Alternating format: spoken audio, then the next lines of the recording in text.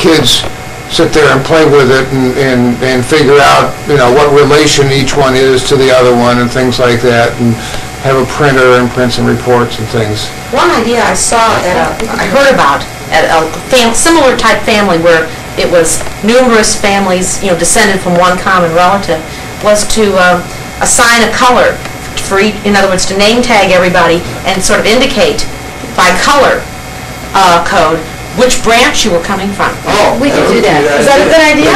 So that we could color code from each one of the original families, each one of the original Freunds. And those people who are colorblind could be utterly confused. Those of you who are descended from more than one, maybe. Yeah, you would have to delegate to a child or something to represent the family in the Simon group, while you're in the Samuel group. Then we'd have a whole new color for the reunion, since we've come up with a whole new branch. But one thing we did not do, and that was we never did really get together in the singular family groups, which I think would have been interesting if all of the Loebners, for instance, who were descended from Leah, got together in one room, and all the ones from the other. or at the time of the big dinner, have a stand up. Okay, everybody stand up who is descended from Simon. Yeah. And they all stand up and cheer. Right, and then you have Joe there and take the pictures. Right. Well, you could have the family seated together too. Or have at dinner. at least have a group photo taken of all the common family groups. Separate. But you mentioned Charlie Raderer before. We knew Charles Raderer. He was a dentist, and I knew his son because his son was sort of in my age group and married Louise Bretzfelder eventually. That's the son that lives in California? One son went out to No, California. this, what was his name? I don't remember what his first name was, but he was a nice fellow. But the thing is, I knew he was a friend of the family and friendly, and I had no idea that he was in any way related to us. And I think it was a matter of, we knew that the ones whose name were Freund were related. There was no way escaping that. But the ones who had different names, because they were descended from sisters, some of whom were married when they came to the United States, so they always were Loebners.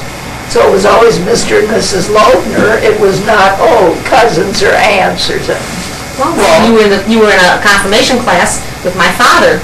And I had no idea that we were, and her father and I are related exactly the same as Gladys and I and everybody else. So what about the married couple that was at the reunion that found out they were related to each other? At our reunion? Yeah! Who was it? I forget who it was, but they found out that they were fourth cousins. What kind of children did they have? I'm sure. Listen, I should talk.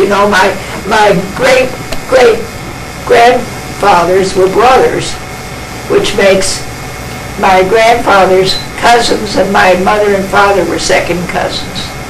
So I'm the product And of... what's your problem, dear? Product of an incestuous union. Well, in that case, several of us are. That's not incestuous. No. Now, you went to the birthday parties of who? Annie? Aunt Rosie Loebner. She was a... Rosie Loebner. She's the one who married... She married Freeman. Not Freeman. Freeman? Rosie Loebner? Died in 1936? No, she died in 1957. At age 100. She's further up. She's up at the top of the tree. Much higher up. Are you looking at the top or the bottom of the tree? Rosie Loebner probably was a daughter of either Leah or that other one. She married her mother's brother. Oh, yeah. That's that one. No wonder they're not on the family tree. Just call Lolita? I guess so. Lolita loved her. There we go. Melissa asked about that. Nice alliteration. Find her on the tree. Oh, she's up there. One of the No, things she ain't further down. She's been banned. I think it was 57, something like that. One of I was pretty little. the stories was about the two brothers who enlisted in the Union Army against the wishes of their mother, and both were killed. And the fact that she also, and we're talking about Sophia now, told her children that she came over I can find it on a boat with two foreign brothers who were presumably her nephews, who were coming to St. Louis to work in the bakery of their uncle. Well, the only two Freund brothers in our family who came to St. Louis were Bernard and Sigmund E., who came in 1867.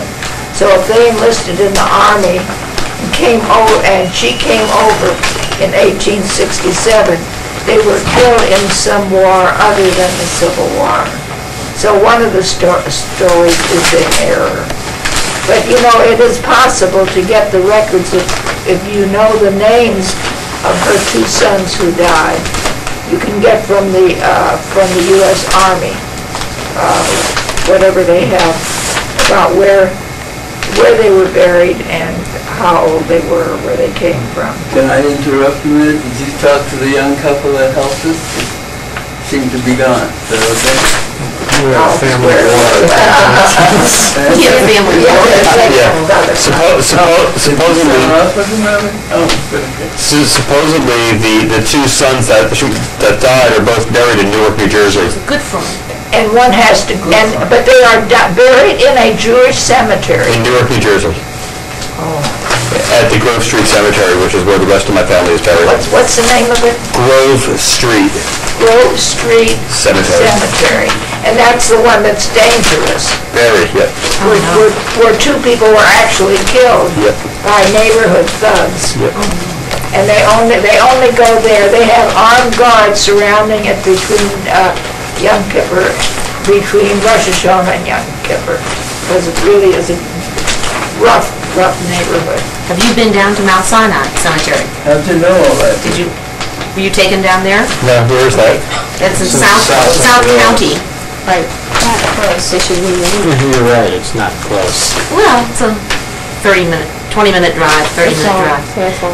The interesting thing is to note that while, Jewish families in St. Louis now live in the West Corridor, the German families, or at least if you want to think of them as such, were living South St. Louis in the early years. That's because all this was farmland before it Well, wasn't and developed. that's why it's there. That's because where their settled originally was. And there's on every corner, there's part of the family. You could actually rename the cemetery if one would be so inclined. The Freund, Littman. I mean, it's every corner has lots of people there.